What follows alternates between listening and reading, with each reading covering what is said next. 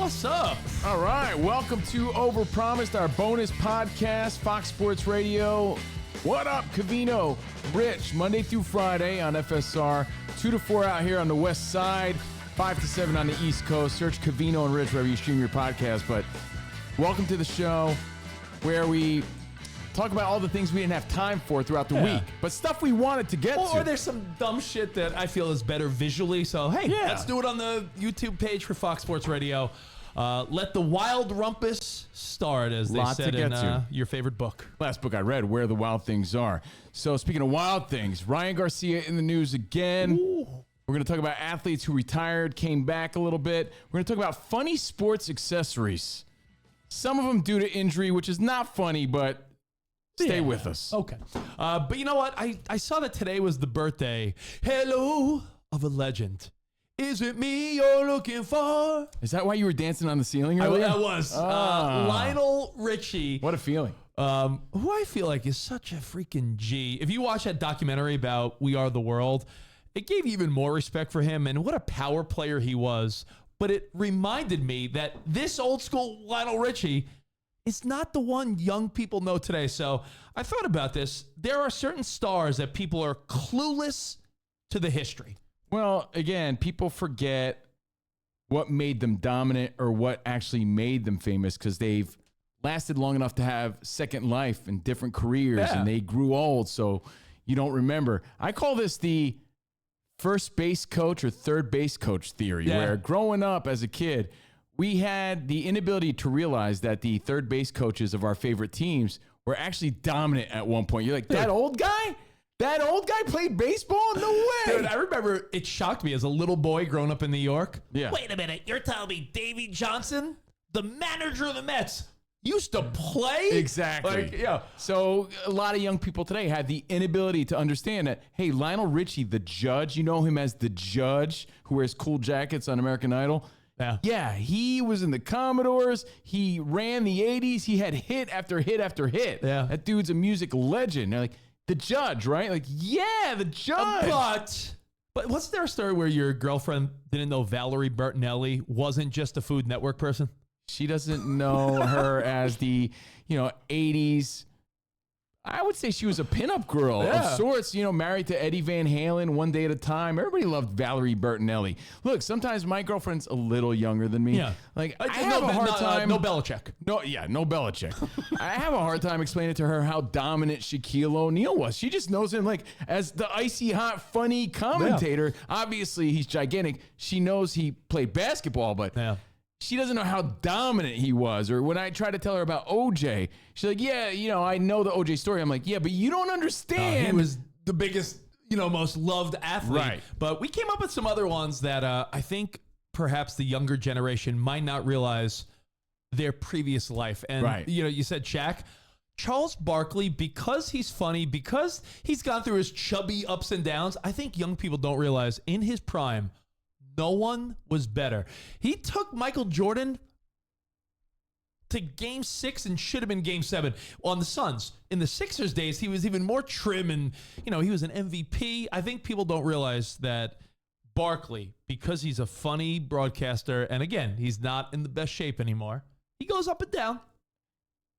It's that, dominant. And it's also how not serious he takes himself nowadays, right? Yes, of course. It's almost like, really? He was that dominant? I know he played. I thought he was good. I didn't realize how dominant he was.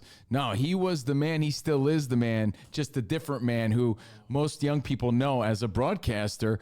And I think they're getting reminded, too, on that new David Letterman special on Netflix because they go through his history and everything. The Barkley episode? Yeah. Fantastic. Now, I'm guilty of this, so I'll be straight up real with you. Freaking guilty. I don't know very much about Howie Mandel. When he came out on Deal or No Deal, he's a germaphobe, all the hot girls, fist bumping, and now he's on X Factor as a judge. I'm like, Howie Mandel, I knew he was involved, but I forgot that the Howie Mandel we all know, judging on AGT and all these talent shows, I forgot he was the voice in Bobby's World, and forget that. He was a successful comic. He was on every late night show. He was an 80s comedian.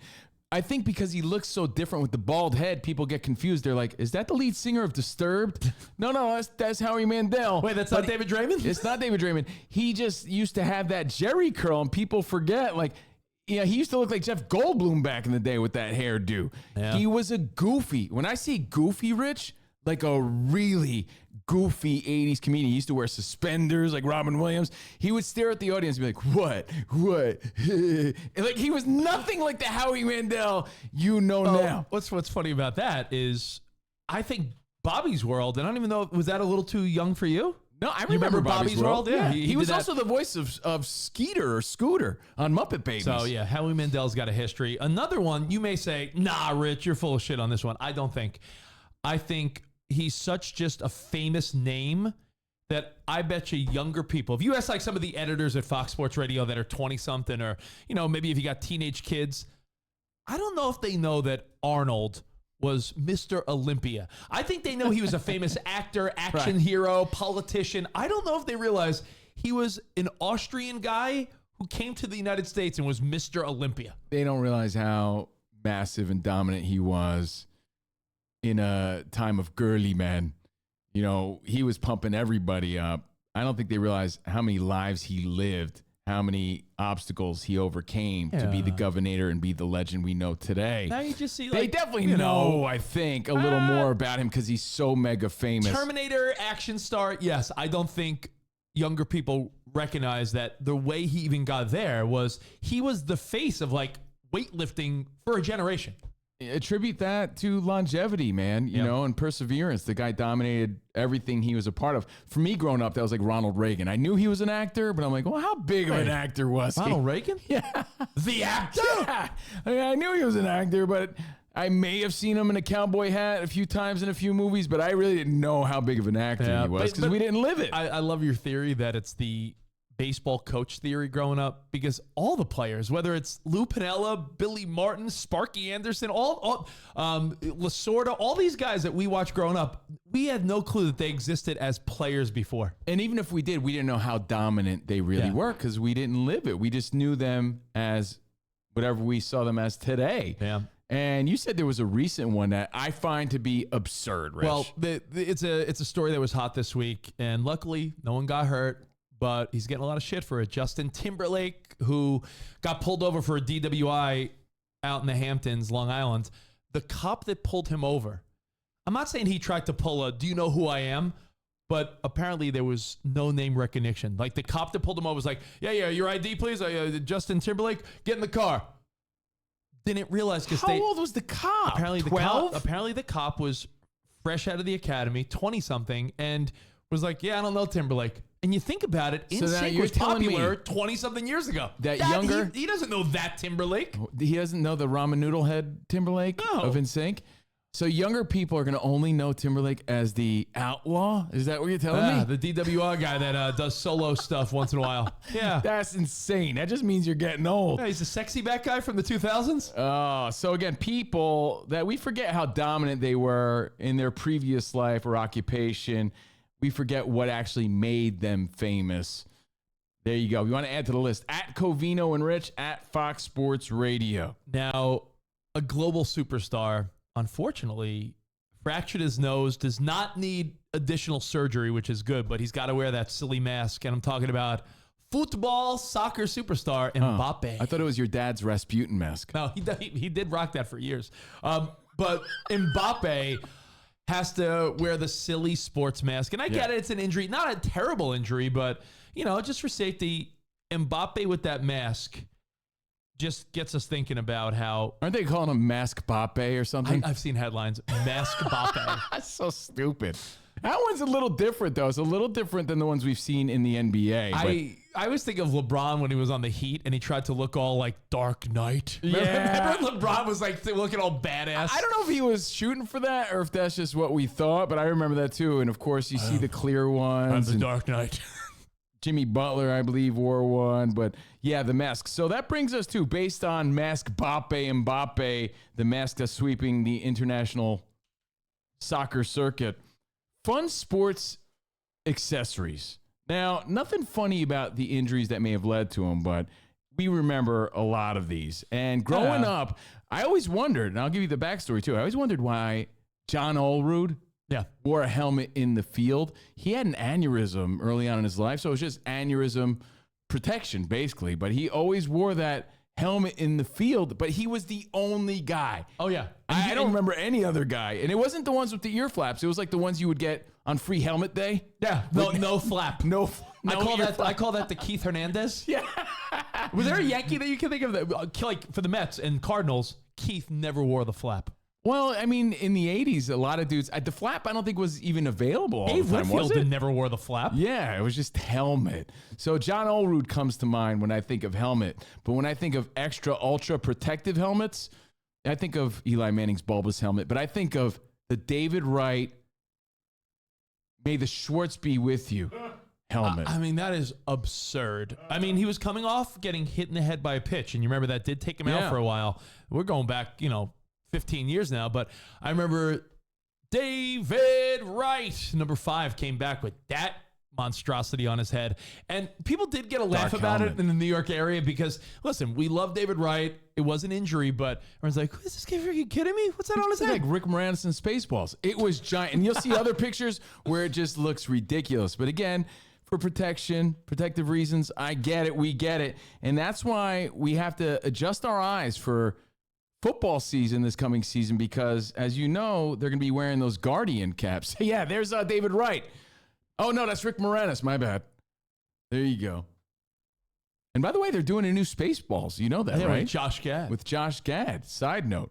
So, yeah, now moving forward, again, nothing funny about concussions, CTE, injuries, but these Guardian caps are a little interesting It's looking. going to take an adjustment. And we're going to have to get used to it. It's going to be an eye adjustment, but they're going to design them with the team logos on them, so they're not going to look as ridiculous. But when guys are coming out of concussion protocol, they're going to have the option to actually wear these cushy-looking helmets over their other helmet on the field in a regular game. So get used to that. You'll see that a few times this year, I'm sure. Now, again, with funny sports accessories, I don't know why this was funny. You know why? Because we grew up in the 80s where if you wore glasses, you were a nerd, right? No, I was. There was just a lot of nerd. There was a lot of nerd talk, you nerd, Revenge of the Nerds. And anytime a kid wore glasses on the baseball field, with those croquis especially. Dude, I did. You wore those? Well, dude, I wear contact lenses. Yeah. I wore. You were that kid? Did you have braces too, you nerd? I did. I did not have the Chris Sabos. If you want to take a look at I did not have the Sabos. Yeah, but any kid that wore glasses, regardless, they were called Chris Sabo. Yeah. Yo, Sabo! And I played third base too. So there you go. But I had my glasses with that shitty little strap around the back, right? Yeah, those croquis straps. But it wasn't a hanging strap. It was a tight strap, just to make sure my glasses didn't fall off my face. I looked more like Kurt Rambis in the 80s. That's the thing. If you played baseball with glasses, you were Sabo. But if you played basketball glasses, you were Rich Davis or Kurt Rambis. Minus the mustache, that might be me. So funny. Yeah, that's Rich right there in the 80s. You had a mullet too, right? I did. Honestly, cover that mustache. That's Dad. Now, when it comes to funny sports accessories, I'm going to throw it back. Everybody remembers in Little League when we had to start wearing those plastic masks. I did not. You never wore a mask? No. No. On your batting helmet. No. Never a face guard. No. What? Yeah. Well, in my hometown of Union, New Jersey. You know why? Because some kid in your town got hit. And my then buddy Barnando broke his jaw in Little League. Took a pitch to the face. So we all had to wear those protective, not like a face mask. It was just a plastic bar that went across your mouth. My daughter, all the kids that play in the little league and the girls softball, they have to wear fielding masks too. Yeah, I've seen those before. Until they're 8, I believe. But yeah, no, it's all for safety. But are you thinking of Giancarlo? I'm thinking of, was he Mike Stanton at the time? The artist formerly known as Mike. Giancarlo Stanton had that really elaborate, wiry metal face mask for a while when he played in Miami. And if you remember, the face mask spells out a G for Giancarlo. So clearly he's not Mike in this picture anymore. But Giancarlo had that. And what it did, Covino, was pave the way for, 9 out of 10 players now wear a little extension over the jaw. Absolutely. Just snaps onto the helmet. It's right there. And hey, if it gives a batter more confidence to step closer into the box, against guys who are throwing 105 miles per hour, high and tight. You saw Aaron Judge just this week. Mookie Betts out for the season, most likely. You know, if it makes them safe and comfortable in the batter's box, I get it. But when we first saw that Giancarlo Stanton thing, you're like, whoa, what the hell's that about? When it comes to sports accessories, I think we're leaving off the most important one. Which one? Now, I don't want to make light of it because he was recovering from a major neck injury. But Bobby the Brain Heenan. That was legendary. Yeah. And he really milked that. I don't know if he milked it, Rich, or was he really that injured where he wore that neck brace for so long? Listen, the Hulkster probably threw him through a table. Maybe he got attacked by the British Bulldogs for all I know. But Bobby Heenan, as they called him, the Weasel, one of the best. I don't know if he was being a weasel in this moment or if he was just really that hurt all the time, but legendary yet funny. You know how I know it's sports legendary? Accessory. It's legendary because anytime I see someone with a neck brace, I think, what is it, Bobby the Brain Heenan over there? So do I. Like if I see someone with a cast, I'm like, all right, cowboy Bob Orton. Now, if you want to add to the list again or chime in, or did we forget somebody? At Covino and Rich, funny sports accessories. And that brings us to our final discussion. Yeah, time flies. Yeah. When you're having fun on Overpromised. Little Overpromised. Look, Ryan Garcia, the boxer, he's just been going through a lot, right? Let me just post this tweet, or let me just tell you about this tweet he posted. He wrote recently, my mom has cancer. Nothing funny about that. It's horrible. I'm being sued. My supplements were tainted. I'm going through a divorce. Always getting shit talked on the internet for years. Devin Haney asking for my victory to be taken away. Getting hit with everything. Still love God. He is everything. So when he announces his retirement on social media, I'm taking it kind of like, well, he's just going through a lot. And I'm not really buying it. He tweets out a lot of nonsense. And how many athletes, how many fighters especially have we seen announce a retirement and then come out of retirement? Yeah, a lot of times in the world of fighting, it's a tactic to get more money. Now, Ryan Garcia, he's an interesting cat. I still think it's not real. He's too young and talented. He's not going to walk away. But I could see him taking a break to settle what's going on in his life, though. I could see that. You know, it might be a good time for him to step out of the spotlight, but he's not really. Earlier this week, a report from Boxing disclosed that the New York Commission is scheduled to deliberate on Garcia's punishment for his PED violations, as you guys know, from the tainted supplements. They tested the supplements. It was the supplements that were tainted for, what's it called again? Don't ask me. Glycerine? Ostarine. Yeah, that's what it is, yeah. And he announced his retirement as a result. I'm not buying that much into it, but again, we've seen this before, like Rich said, especially in boxing. Also in wrestling, I remember anytime there was a retirement match, I'm like, Macho Man against Ric Flair? Retirement match? You're thinking to yourself, come on. In a month, they'll have Jack Tunney or come back and say, it's lifted. Macho Man can fight again. Look, some of the most famous that come to mind, George Foreman retired for 10 years and then came back. I remember as a kid, I'm like, the same George Foreman? Yeah. Oh, by the way, we can talk about George Foreman from the previous conversation. Most young people know him as the grill guy. Yeah. That's the same guy? Same dude. Yeah, he was fighting Muhammad Ali back then. Muhammad Ali also retired and came back. Sugar Ray Leonard retired, I think, 5 times, dude. 5 times. Do you think is it all tactic or is it spur of the moment, like, I'm done? And then you're like, no, I'm not really done. What am I doing? That itch. You know what it's like? It's like you ever in a relationship with a girl that cries breakup? Yeah. Like anytime you get in a fight. This guy sells grills? Yeah, that's the guy who sells grills. You mean to tell me the guy that sells the grills, the same guy as the boxer? Yes. But I think we've all been in a relationship with a woman that's a little unhinged, that every fight is like, well, maybe we should break up. And you break up, get back together, break up, get back together. That's the equivalent of these retirements in sports. And there was one that, there's 2 NFL quarterbacks that come to mind. Brett Favre, back and forth. Tom Brady. There's still people that think Tom Brady could play now, and who knows? Again, back to Ryan Garcia. Maybe he's just pulling a Michael Jordan. I believe he retired just to dip away from the controversy, and then came back. So athletes retire, they come back. It happens all the time. So what's Ryan Garcia going to do now?